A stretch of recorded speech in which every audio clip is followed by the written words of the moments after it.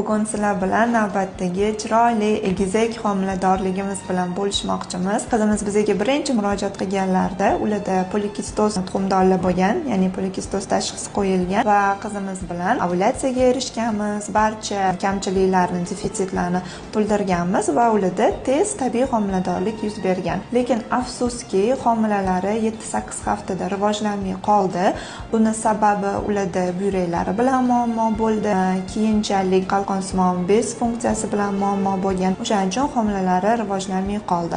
Va shundan keyin yana biz 2-3 oy davomida tabiiy homiladorlikka harakat qildik. Lekin bo'lmagandan so'ng inseminatsiya amaliyoti o'tkazishga qaror qildik va bugun ularda inseminatsiyadan keyin egizak homiladorlik ko'rib turibmiz. Homilalar 6 hafta, ikkalarida ham yurak urishchalari bor, yuraklari urib turibdi. Bu qizimizga bolajonlarini sog'-salomat vaqt soatida qo'llariga olishlarini tilab qolamiz va buning uchun sizlar ham duo qilishinglarni so'rab qolamiz.